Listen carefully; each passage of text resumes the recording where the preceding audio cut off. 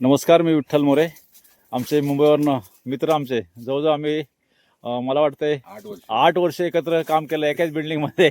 आणि ते आज खास महाबळेश्वरला आले ते तापोळा करून प्रतापगड करून आमच्या भेटीसाठी जवळजवळ 40 किलोमीटर फिरून माझ्या गावात आलेत दाबेळला.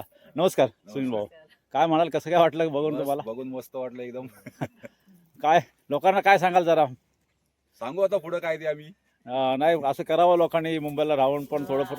नक्की ज्याच्याकडे शेत जमीन असेल त्याने याचा चांगला उपयोग करून घ्यावा.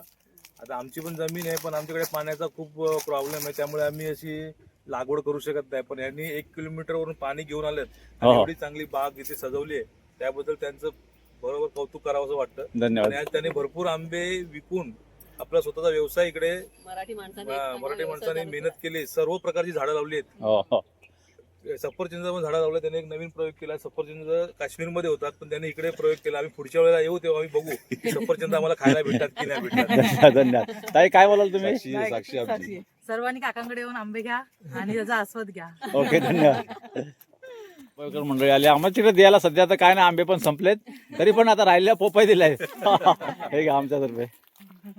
धन्यवाद. धन्यवाद धन्यवाद धन्यवाद. चला भेटू आपण नेक्स्ट व्हिडिओमध्ये.